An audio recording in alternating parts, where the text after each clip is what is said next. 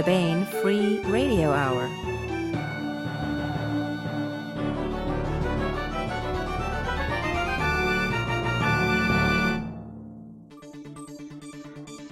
On the podcast, how to fight and win an interplanetary war on $25 a day. Mars farts. Potential Martians want to go there anyway. Nights team with demons and days with training for war. And part 36 of the complete audiobook serialization of David Weber's Shadow of Freedom. All right now.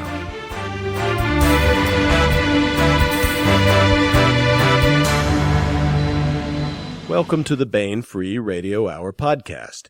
It's an honor to have you along. I'm Baen editor Tony Daniel. Coming up, we have part 2 of an interview with Baen author Tom Kratman.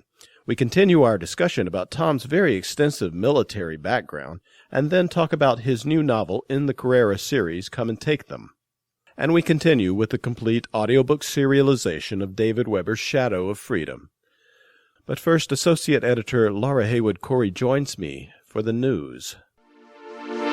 Want to take a moment to point out the great free content that's available at the Baen.com website. Every month on the 15th, we update with at least one new short story and one nonfiction article. And the fiction pieces are usually related to an upcoming new book, right? Yeah, since new hardcover and trade paperback-sized books usually debut on the first Tuesday of a month, we put up a story by the author about 2 weeks before and leave it up for a month so we can build some anticipation for the upcoming book. And, also provide great reads by great authors, of course. Well, and the stories usually have something to do with the upcoming book, I've noticed. They might take a minor character from the book or series and make him or her a viewpoint character, or maybe give them their own side story to explore. Yeah, and the nonfiction pieces are also often related to upcoming books as well. For instance, this month we have a new piece on human exploration of Mars. This one is written by aerospace journalist Terry Burleson, who did that great Columbia piece that we had back in September. And it's an examination of the technology and the psychology of the Mars One project. This is the idea for a one-way trip to Mars and the people who would volunteer for it. Sounds fascinating. I'm actually on their mailing list to get their updates because I think it's a really interesting project. And we also have a Mars story by Ben Vova, I see. Yep. That one is somewhat humorous, somewhat dire also, hard science fiction. It's about a trio of explorers stranded on Mars and trying to survive. It's called Mars Farts, by the way. I can only imagine what that title may be referring to. Oh, I think you get the picture. We also have an all-new short story by David Drake. It's a fantasy story, actually, and is a tribute to Dave's old friend, the writer Manly Wade Wellman, who's also a favorite of mine. One of my favorite David Drake novels is also a Wellman homage, by the way. That is the book Old Nathan. David Drake's collection of dark fantasy and horror, called Night and Demons, will be out in December. So that one's connected to the collection in spirit, we should say. Aha, in spirit, yep. And finally, we are continuing with Tom Kratman's examination of what it takes to train an army to fight. Tom argues with the whole hearts and mind doctrine and really gets down to brass tacks. He knows what he's talking about. He's a retired lieutenant colonel from the U.S. Army. Sounds interesting. So that makes, by my count, 4 new free pieces at the Baen.com website. So seems like Christmas has come early at Baen.com. Yes, indeed. Ho, ho, ho. Now dash away to Baen.com and check them out. And now here is part 2 of an interview with Tom Kratman, the creator of the Carrera military science fiction series and the Countdown military adventure series, among others. Here's the interview. So the units are divided along ideal lines instead of geographical lines. Is that what you're saying, or have I misunderstood? There's 7 grids superimposed over the country of Balboa.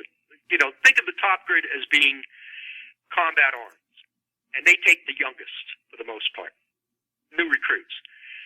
And which grid you go into pretty much depends on your age, to some extent your intellect, your sex, your sexual orientation, things like that. So grid 1 is combat arms. Grid 2 is combat support, engineers, artillery, air defense, things of that nature. Grid 3 is service support and headquarters. It's where the military intelligence types come from.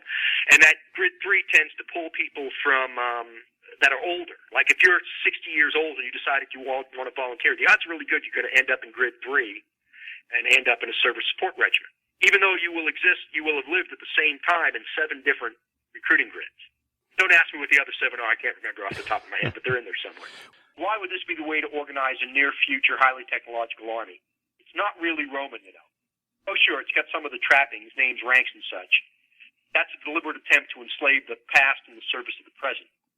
But the organization in the early parts is just a purpose-designed counterinsurgency division. While in the later parts, the legions transformed to more or less conventional infantry or mechanized division, with a few illustrations along the way to show how to get from A to B. In real life, that's harder than it sounds.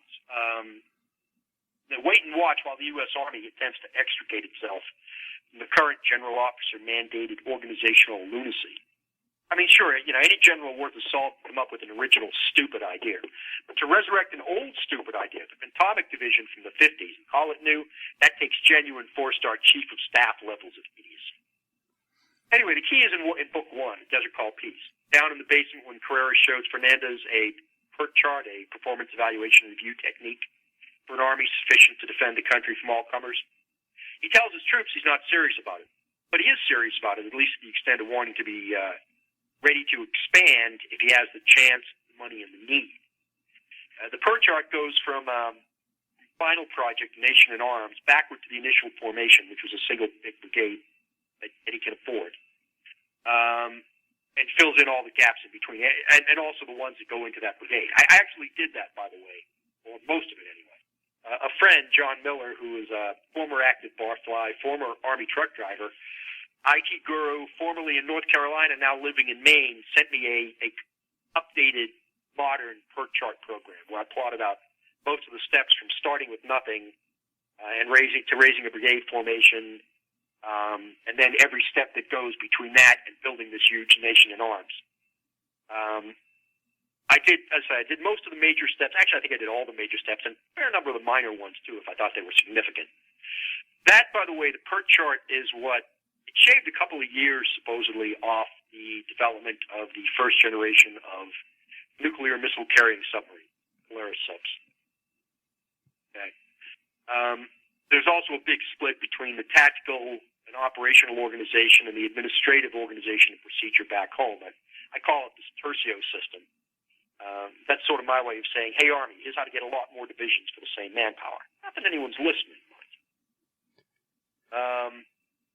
And it was all really kind of tough because Final War is going to be conventional, but conventional tables of organization aren't particularly well suited to the initial war, which was counterinsurgency. It's tough changing. You end up short formations. You end up extra formations. You can't simply move people around. It's like undermining the law. Well, let's talk a little bit more about that. I think it's fair to say that you loathe and despise the idea of turning the military into a sort of benign police force, the hearts and minds methodology. But also, special forces tactics are not the way to win a conventional war. I think you've said before. Beyond guerrilla war, how can a smaller military take on a behemoth? How's the big battle going to shape out? I mean, don't give too much away, but I've got the Balboans painting the Torin Union as a giant. Why? Well, a couple of reasons. One, because people tend to think that way. They measure the objective in the physical and ignore the moral. Napoleon knew better than that. And two, because Carrera is building up the Torrens to make the victory seem even greater later on. He wants a country that's a little bit like Vietnam. Vietnam beat us. We should be honest about this. They beat us. And they're not afraid of anybody at all. They're not afraid of China, that is so much huger than they are and has a land way to get at them. That's what he wants, is that kind of a country that is afraid of nothing. Because he's got big plans, That said, TU is not strong. They're rich, and they're large, And they've got a substantial military force, but they're weak. They can't take a punch. They can't take the kind of blood he's going to extract from. They will fold. And, of course, I don't know if you've read the next one after Come and Take Them, but he's been planning to hurt them for a long, long time in ways that they can't do much about and in ways that will demoralize. Well, let me ask you one other question that occurs to me. Since we're talking about Carrera's seeming indifference, it seems to me that a big theme of all the Carrera novels is that to win, you have to be ruthless, and you have to even be willing to perhaps even destroy your own moral system in the process. Carrera, there's a wonderful scene in Come and Take Them where he confesses to his priest. It doesn't really change anything he's going to do. I can go to hell. It's okay. I'll confess, but I'm not going to change anything. Yeah. Carrera's, like I say, he's a very, very odd character. I can't say that I actually like him. But do you think that it takes somebody like him to win? Well, no. People have won wars without being like him. But in his particular circumstance, with a little country that's trying to, eventually liberate 2 planets, it probably takes somebody like him. And if you think about all the military, sociopaths throughout history, Alexander the Great, okay, that's one. Napoleon, there's another one. And they both did good things because at some level they were sort of humanitarians and democrats. Napoleon became emperor to safeguard the revolution, and by and large he did safeguard the revolution from its own lunatics. Well, it's a matter of safeguarding the revolution by destroying the revolution, I think. But yeah. Well, no, the revolution, things have gotten really weird in France. It's way beyond the scope of this talk. Yeah, let's not. We probably shouldn't get into that. But no, but he didn't return. He didn't return us back to where Lafayette could take over or something like that. Let's not go there. We could have an argument, perhaps.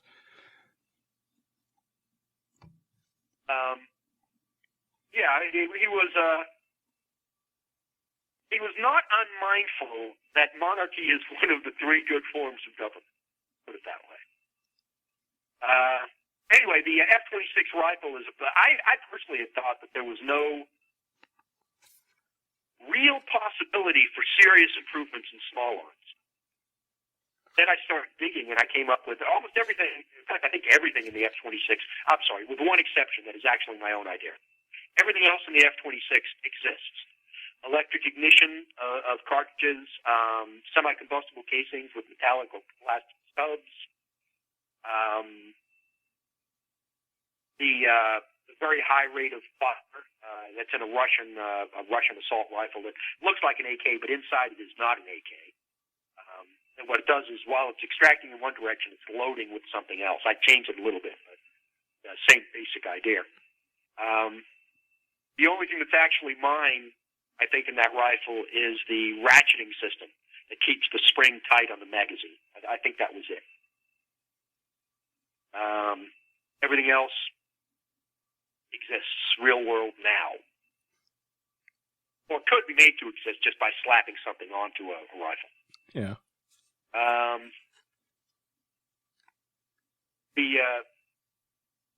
The quote by and I'm sorry, something the barrage balloon. The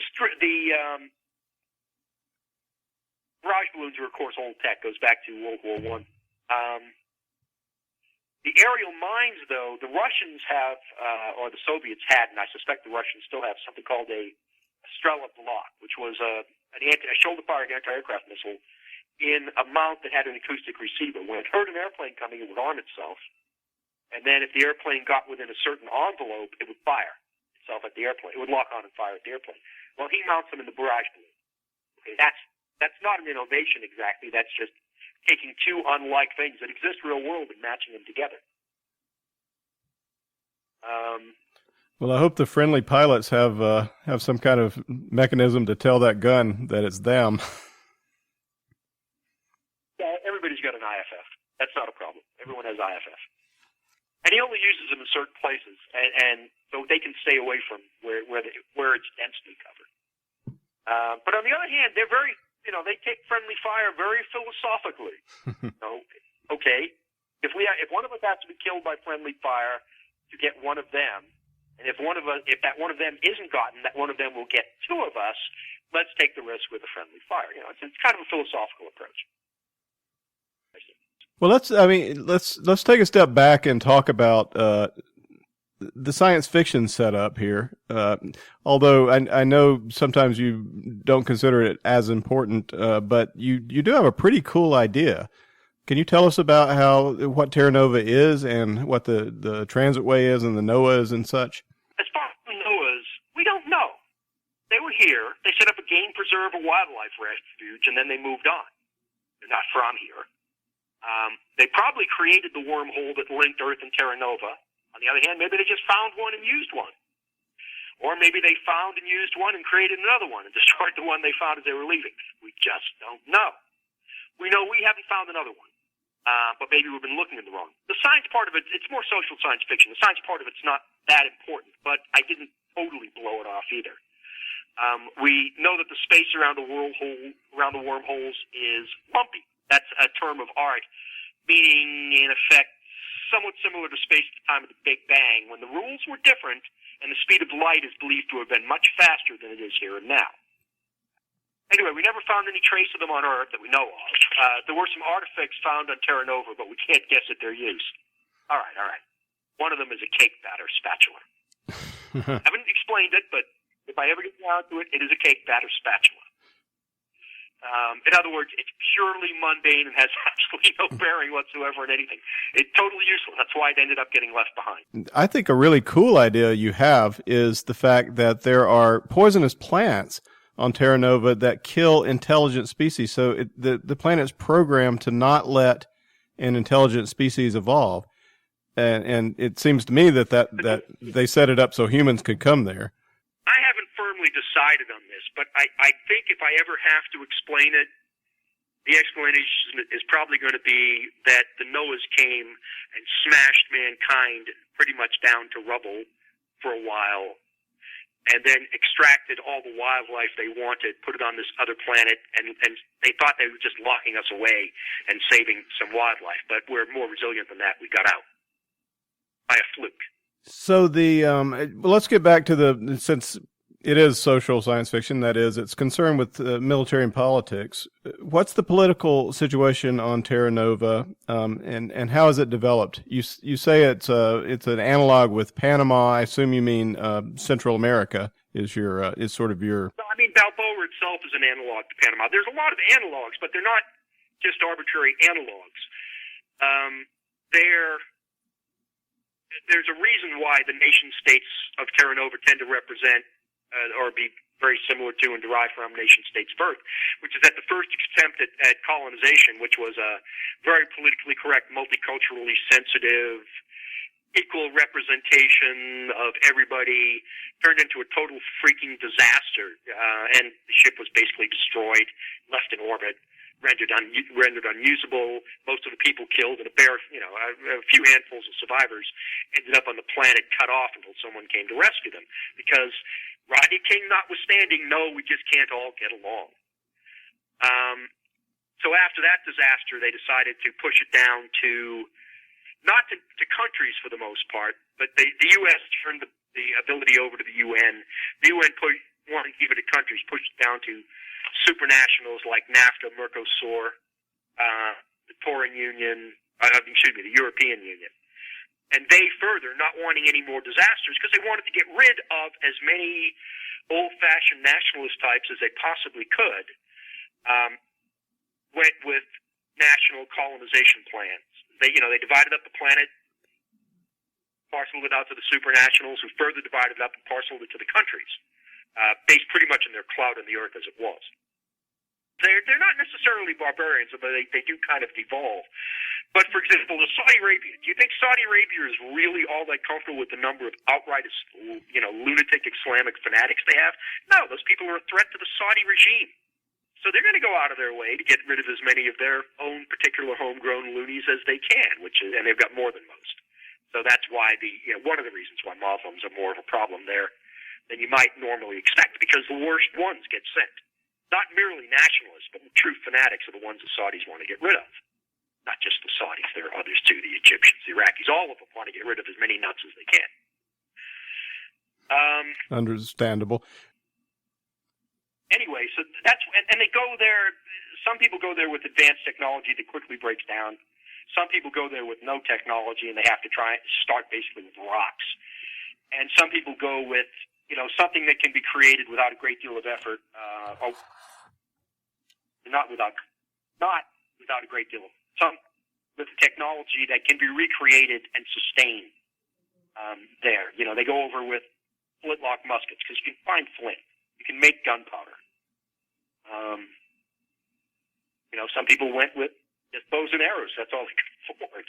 Or the government didn't trust them with arms, even on another planet. That probably happened too.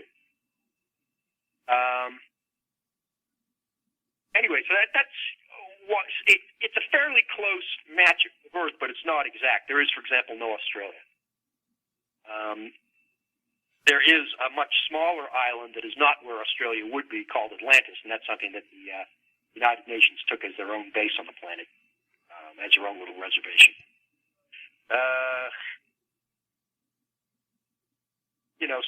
Some of the cities are in similar locations, some are not. Any city that was named by Australian immigrants tends to have an odd name to it. Wherever it is, like there is at least one Australian city in the Federated States called Gagandai. They happen to settle down near a whole bunch of transy trees, and you know what happens then. Let's shift gears and talk about Carrera as a character. This is the thing that really stands out in the series to me, and the reason I like your series so much is that he's relentless. He's over the top. Maybe not to you, but perhaps to the regular reader. And something made him that way. Yeah, well, he was always. I'm often accused of Carrera being a Marty Stew. Yeah, of course, because every writer wants his Marty Stew to be a sociopathic maniac. Yeah, exactly. He's absolutely me. I'm surely a sociopathic maniac. And in fact, I'm sitting here in chains right now because I'm not trusted to walk around free. Yeah, Carrera's over the top. He was always a nut, but his wife controlled him. To the death of his wife at the hands of terrorists, his chains are off and the monster is loose. I find a lot of poetic justice in that. So where are we now in Come and Take Them politically? What has Carrera done? What's the political situation in this two-system Earth, Terra Nova, and on Terra Nova? Well, there's not a lot of Earth in Come and Take Them. There are people from old Earth. High Admiral Wallenstein, who I actually like a great deal. Oh, she's a great character, yeah. And her lead. He's got everything ready for a war. He just needs them to start it. On the other hand, his boss, knowing how much a war is going to cost, his country wants him to try to make peace. He's a little reluctant to do that, and he's very reluctant to compromise his ability to win the war. But he goes along. I mean, he's a soldier. He follows orders better than I ever did, anyway. I was a very difficult subordinate in the Army. So, he actually does make an effort to make peace within his own particular limitations. He can't disarm. He just could never bring himself to do that. But he can convince, because it doesn't matter. It doesn't hurt his plans any. He can show the Tories that are occupying the Balboa Transitway area that his army is much tougher than they think it is, and he does try to do that. Most of his urge to revenge is taken out against the Salafis, and it's not even against all Muslims. He's got Muslim allies, most Muslim allies. people he really cares about at a personal level. But I mean, he despises, even though he's created unwittingly a socialist workers' paradise, limited socialist workers' paradise in Balboa. He really hates progressivism. He really hates the Torin Union. Not revenge. I mean, it's hate. And a sort of fear. He doesn't know what old Earth has become or how vile it is, but he doesn't want that happening to his descendants, even though he could easily arrange for his descendants to be in the ruling class. He doesn't want it to happen to anybody's descendants. Operationally, though, the way a little country like Balboa defeats a big alliance like the Torin Union, a lot of it depends on the shape of Balboa. It's relatively narrow. It's got relatively few ports that happen to be in the center of the country. That makes the Torin Union and Zhang both, predictable as hell because of their own logistic needs. And then, because the country is so narrow, the huge Balboan artillery train means that any landing on either coast, there is no safe zone. They can pound all the way from the coral reef to the front line, which, in order for the Torrens could do that, but they don't have the same kind of artillery train. They've got a large air force, and he can't beat their air force. All he can do is he can force virtual attrition by making them assemble large strike packages, and he can, with his own air force, which isn't particularly small but it's not up to date, and his own air defense umbrella, he can deny them the ability to fly freely for limited periods of time.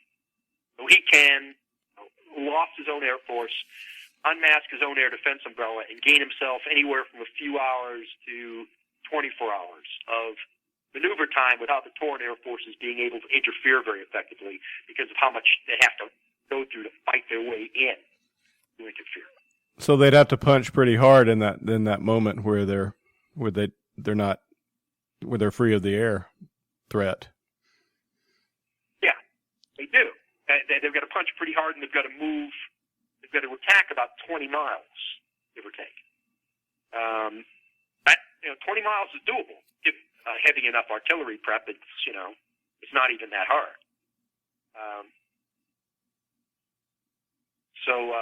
But it's the shape. I harp in a lot of my books on shape as a principle of war.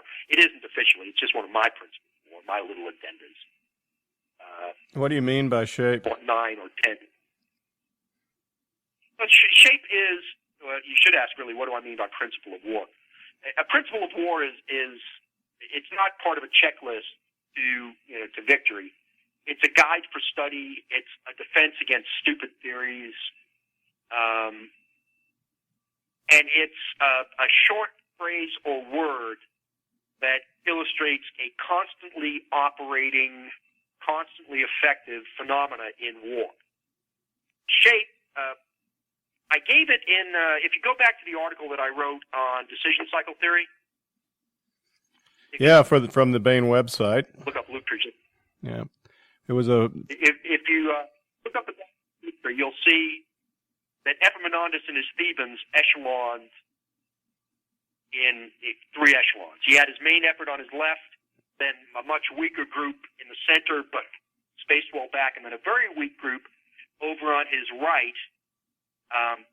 That's an illustration of shape. One illustration. Those people were back so that they would not get engaged. They adopted that shape so they wouldn't be engaged and crushed before Epaminondas was able to achieve a decisive effect on his own left. But shape is also, it's about time-space relationships. It's about, 3 dimensions on the ground. In Balboa's case, it has to do largely with the narrowness of their country. That has a particular effect, and it opens up some particular opportunities to someone trying to defend their country against an invasion. The island that's out in the middle of the Mar Furioso is where that sits. Its shape, where that sits, once it's armed with sufficient long-range artillery, principle of war shape dictates that island has to be taken, or you can't land on the Mar Furioso coast because the island will keep you from being supplied if you do, because of its positioning, because of its shape relative to the country. Yeah. So basically, I mean, Balboa is a smaller country, and they are facing down the Taran Union, who are backed up by the Earth governments. Is that a fair assessment of the situation? The Taran Union at this point in time, yeah. The Federated States is a little bit neutral.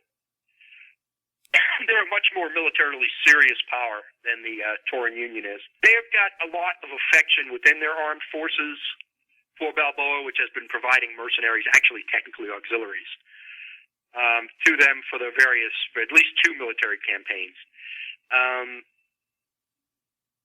They sort of know that Carrera is not their enemy, although he could become their enemy. But he's got friends, he's got connections, so he doesn't have to worry about fighting the Federated States much. It's possible he treads a little lightly around them, but he's not a fool, he's just a maniac. But the Taran Union, which is the most progressive polity on Terra Nova, some of them recognize that Balboa is a philosophical threat. Some of them, Marguerite Wallenstein, for example, the High Admiral from Old Earth, I've dropped hints. I don't recall that I've ever made it absolutely clear. She wants the Taran Union to win a war for a war's unifying power. She expects the Taran Union to come out of a war, even a small war, as long as it's successful, as a real country, rather than a collection of states that can't stand each other. Pushed around by politicians that everybody detests. She expects a real country out of it. But her ultimate loyalty lies back on Earth. Her ultimate loyalty lies to her own people. She doesn't like Earth's system. I mean, she was a Class 2, which is fairly high up, and she was still treated like dirt most of her life. Sexually used and abused, in other ways too, corrupted. She really doesn't like the system, but if she can end the problem of Terra Nova, she'll have enough political pull, maybe, she thinks, to change the system. It's one of the reasons, I mean, she's done some bad things, but she knows she's done some bad things, and she's sort of trying to make amends as best she can, and she knows she represents a rotten government and a rotten system, but she hopes she has a plan at least to make it better. Like I say, a lot of people like Marguerite, actually, and I like her myself. No, she's a wonderful foil for. I mean, you have to give Carrera somebody that's at least his equal in some way, so he can make a fair fight of it. And she serves that purpose admirably. She's she's subtle in some others. I think he understands how she's subtle, but she doesn't really understand how he's subtle. What she's got is the high ground and maybe somewhat better technology than he has. She can recon, but she can't recon in his head, which is the real limitation on her use. The war effort is, it's all in Carrera's head. If they could kill him, if they could get to him and kill him, and they've tried, things would turn out very differently. But since they haven't killed him, and since he is a maniac, and since he keeps almost everything in his head,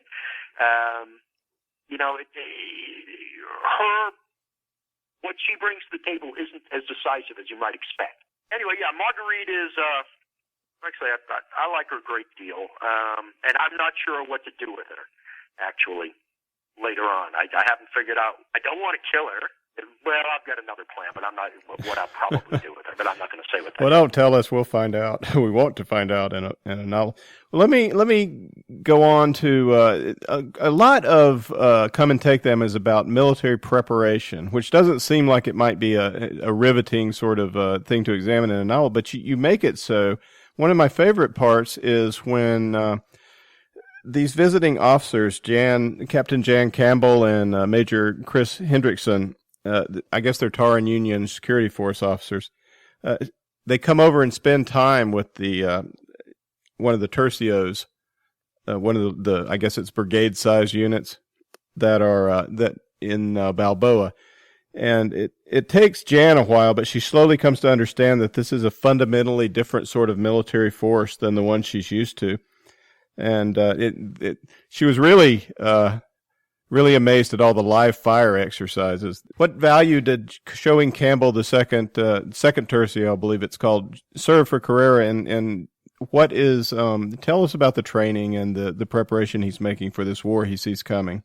Second tercio is one of the better tercios. I mean, he basically solicited opinions on who he should shunt these people to. And the reason he shunted them there is, again, he's been ordered to try to keep the peace, to make peace. And within his limits, within what he's willing to do, which isn't, I mean, there's a point at which he will not obey orders, showing that he's just that the legions of Balboa, the Legiones del Cid, are just a much tougher nut than anybody in the Tauran Union expects, is his way of frightening them into peace without compromising some of the other things that he intends to use. I mean, the second tercio is none of the regular tercios actually are particularly key to winning the fight if the Tauran Union invades in that first invasion. They're important later on, but not for the first invasion.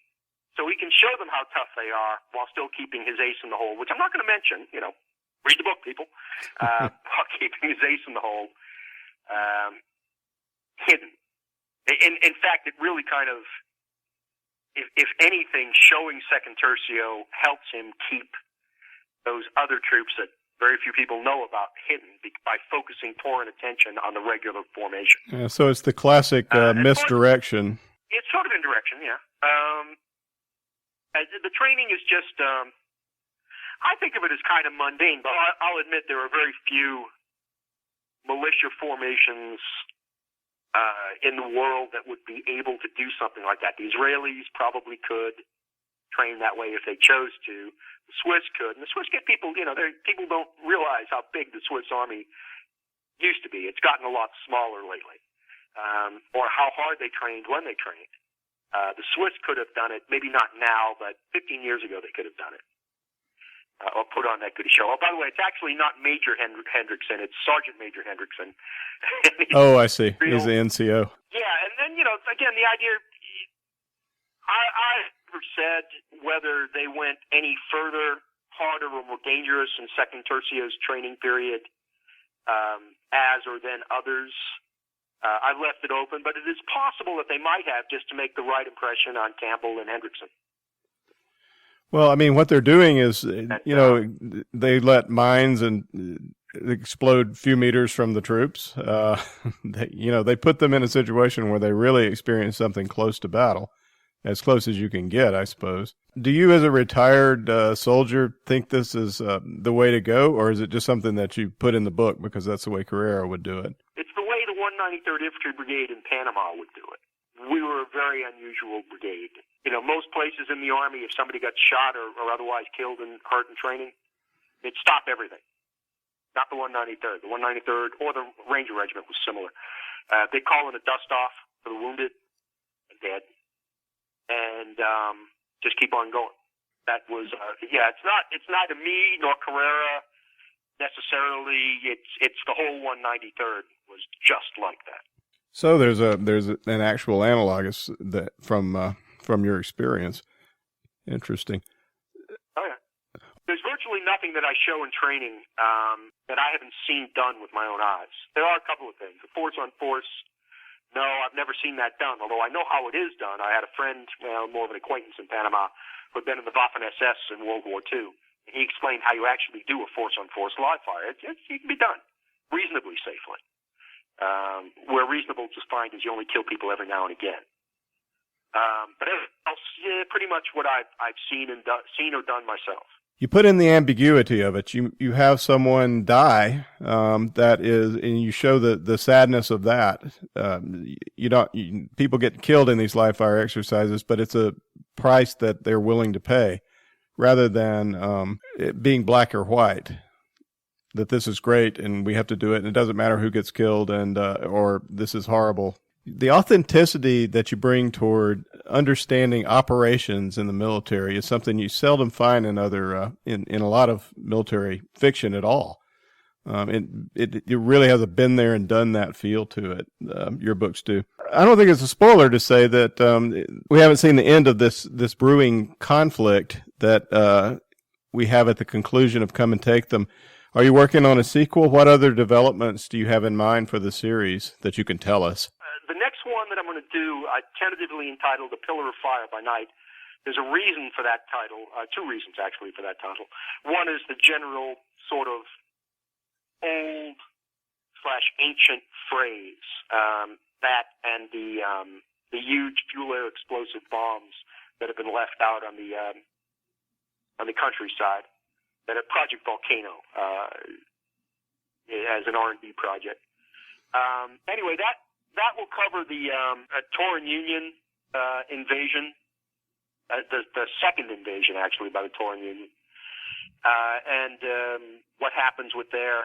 After that, he's going at, or probably actually during that, he'll be going after the United Earth Peace Fleet, and I'm not going to say how they do that. Nobody's going to like it. I mean, it's going to be the kind of thing people don't want to believe is true. I've been wanting him to go after them for quite some time. So after that, a couple of volumes of Hamilcar is going to be ordered to take an invasion fleet and attack/liberate old Earth. And there's only a couple of scenes in that I've got fixed in my mind.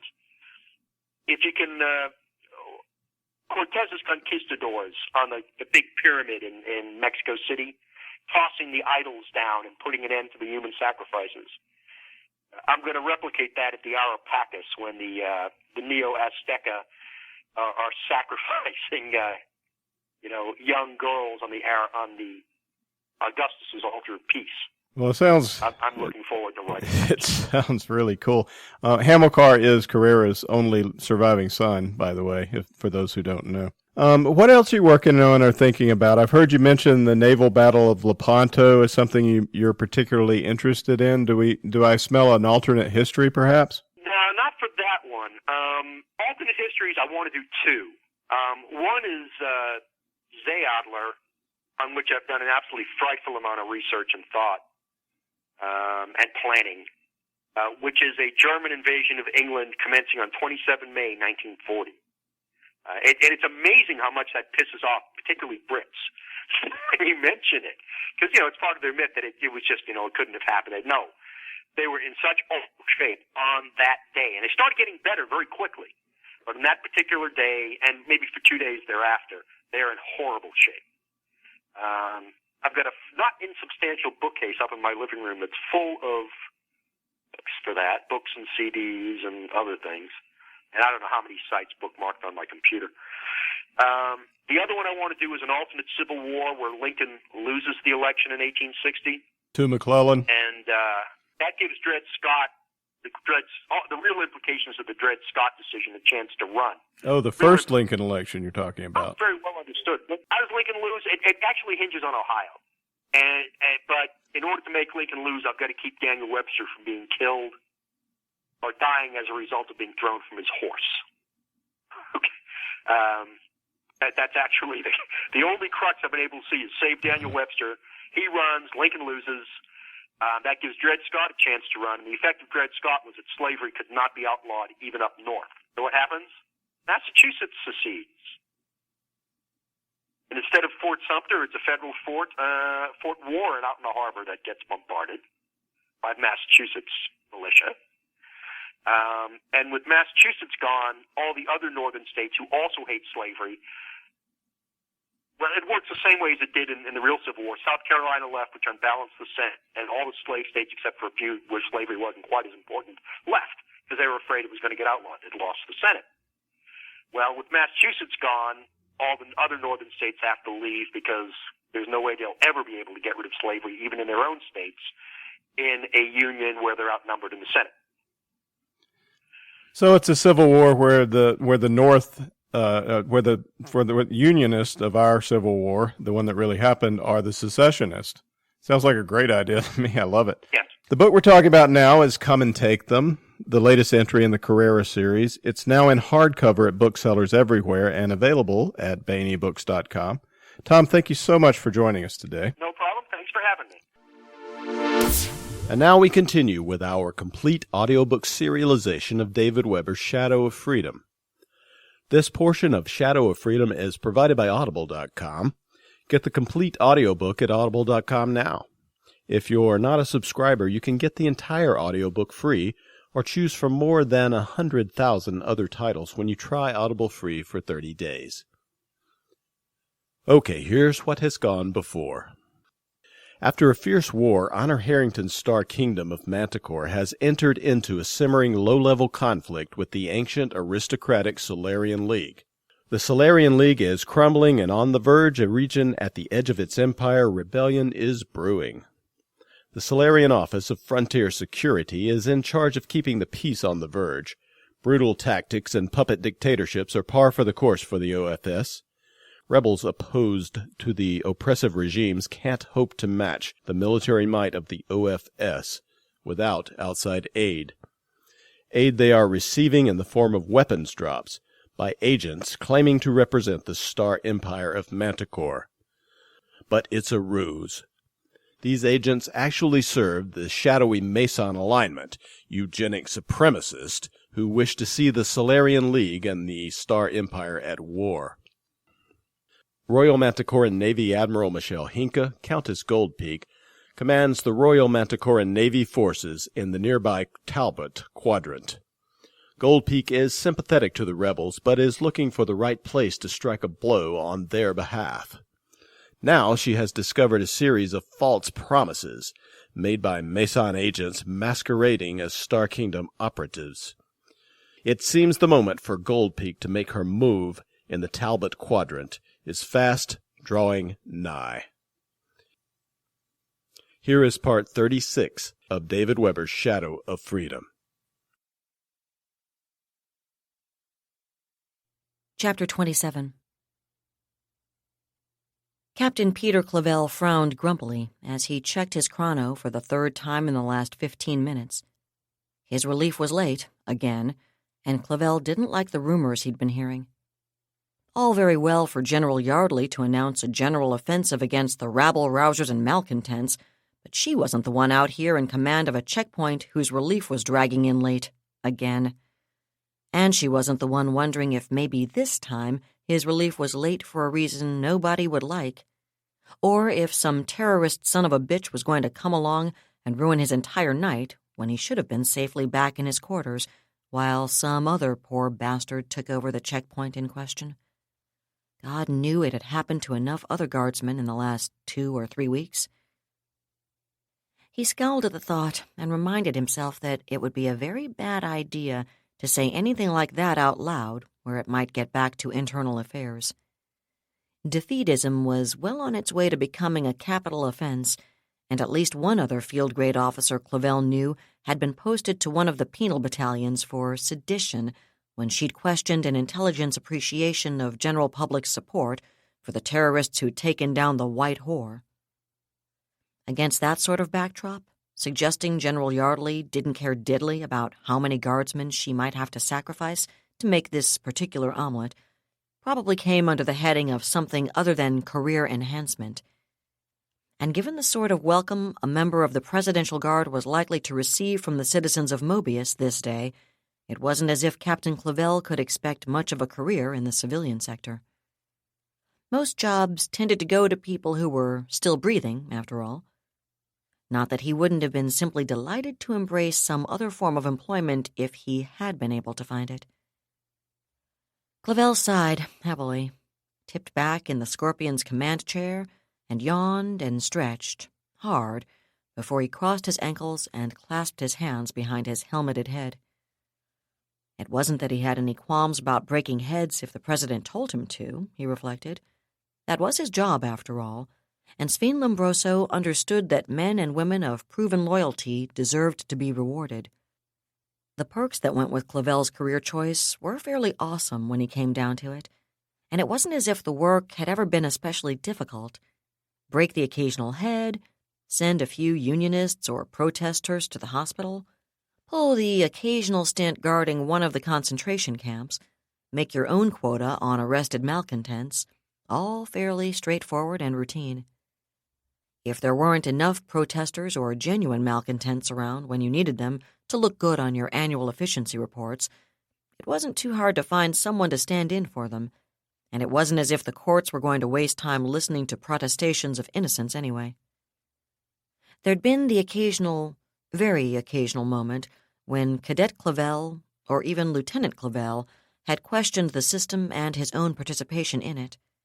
But Captain Clavel, older and wiser than those younger personae, knew someone had to maintain order and public discipline, and if the someone in question was rewarded for his efforts with special privileges, better pay, and the respect which the authority he represented properly deserved, that was no more than he merited for all the sacrifices he'd made. And he'd never much worried himself about the intelligence puke's claims that hundreds of plots against the presidency simmered perpetually away. He'd never seen any sign of it, at any rate, not on any organized basis. The people who might have made real trouble knew better than to cross swords with the guard or poke their heads up to be broken. Until the May riots, at least. But the riots and the White Horror attack had changed all that. Now, every time he looked around, someone was painting anti-government graffiti or vandalizing a government office or a system unity office or sabotaging public transportation. The police were everywhere, backed up by the guards' ominous presence more and more openly. Arrest totals were soaring, and executions were climbing, and system information and news made sure the proles knew about it.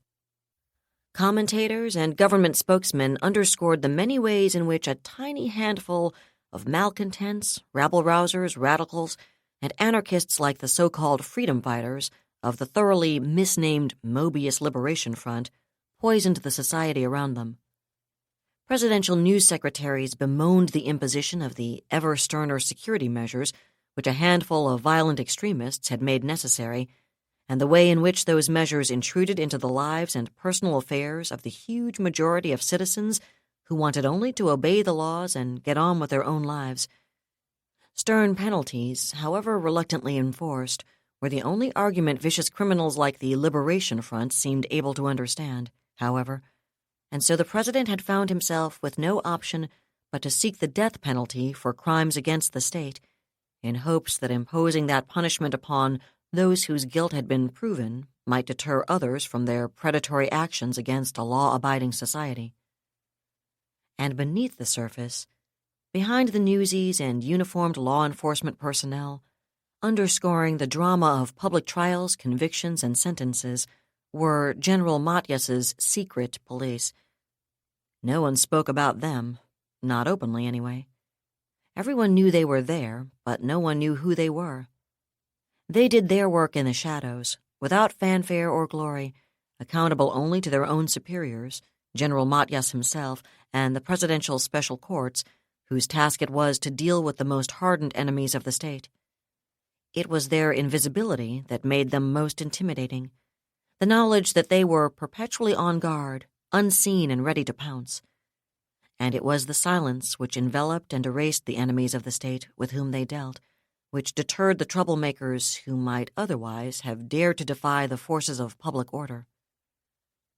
Yet now the system which had worked so well for so long found itself confronted by a level of unrest, verging on outright insurrection in some areas, such as it had never before experienced.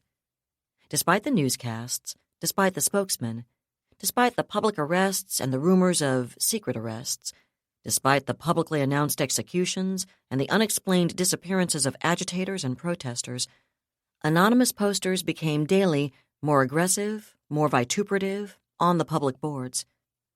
The graffiti multiplied, the vandalism spread, and government employees had been assaulted. Over 36 of them had been hospitalized, and one of them had actually died.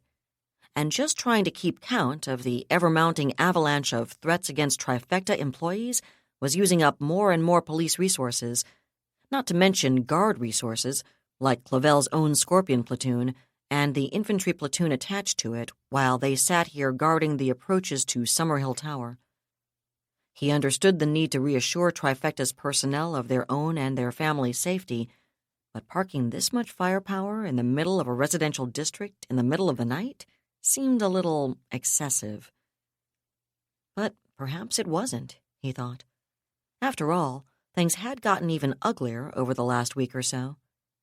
They'd been fairly quiet here in Landing itself, since the Trifecta Tower attack, anyway.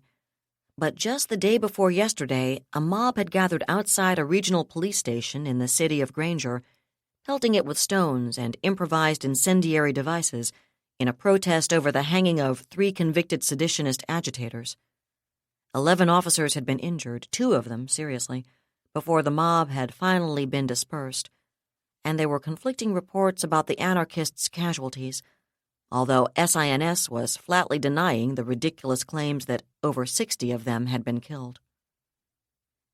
Clavel didn't know about that, although he rather hoped the newsies were wrong about how low the anarchist casualties had been.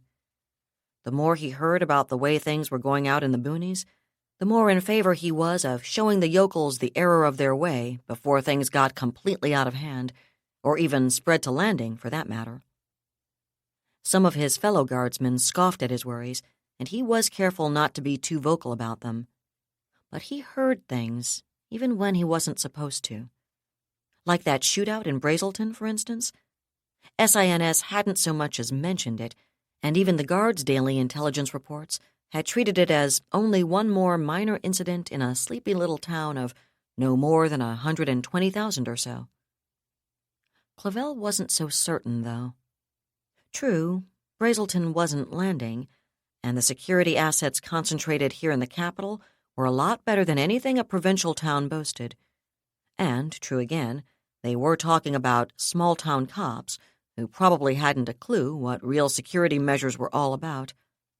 But even having said all of that, he personally might have argued that the assassination of a city police chief and the successful ambush of his entire 6-man security detail came under the heading of a fairly major incident, no matter where it happened. Of course, everybody from General Yardley on down was denying Chief Brinkman was dead, and confidence that the perpetrators would soon be run to earth was high, but Clavel figured he could believe as much of that as he wanted to. Stupid, he thought, checking the time again and then scanning the Scorpion's displays. What, they think Scuttlebutt isn't going to pass the word around anyway? And given the fact that at least half, probably a hell of a lot more than half, since the official report says less than half, of the bastards got away, the other side sure as hell knows how much damage it did. I mean, go ahead and put a lid on it for the proles, fine. I'm all in favor of that. But don't hand a line of obvious bullshit to the Guard, for God's sake. He shook his head. The brass had better get a clue pretty damned quick, in his humble opinion. So far, things hadn't been that bad here in Landing, since the Trifecta Tower attack, at least. But if the sort of crap happening in Granger and Brazelton ever did spread to the capital, it was going to get ugly. He didn't doubt the Guard could deal with those MLF bastards if they'd only come out into the open and stop skulking around in the shadows like the cowards they were. But that didn't mean they weren't going to do a lot of damage first. And the sooner General Yardley and the rest of President Lombroso's advisors figured that out and turned the Guard loose on the Resistance's sympathizers with open hunting licenses and no bag limit, the better it was going to be for all concerned. The last thing they needed was to let the MLF build up some kind of effective support structure in Landing.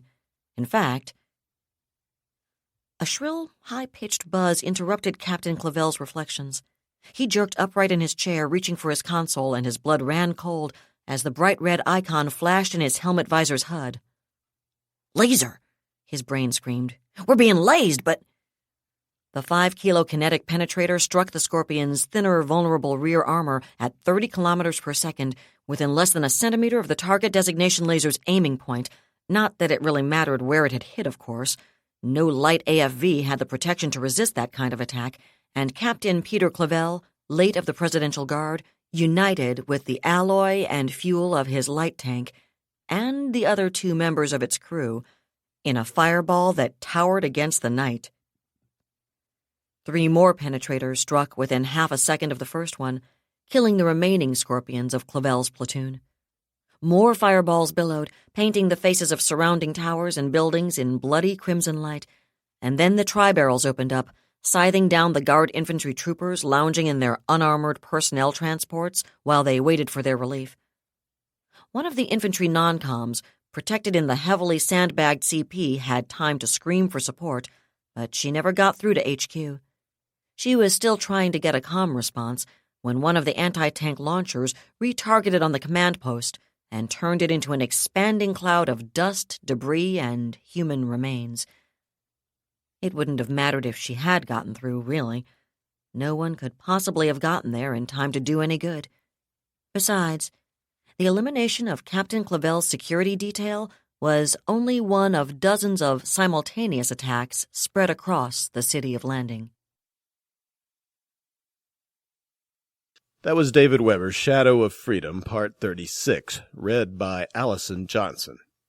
And that's it for the podcast. Thanks to Audible.com. Thanks to Laura Haywood Corey and podcast theme composer Ruth Judkowitz. And a simmering jar of revenge-laden napalm-like fury bursting over a field of those richly deserving their comeuppance, along with a Bangalore torpedo of thanks to Tom Kratman, author of new Carrera novel Come and Take Them. Please join us next time here at the hammering heart of science fiction and fantasy. And keep reaching for the stars.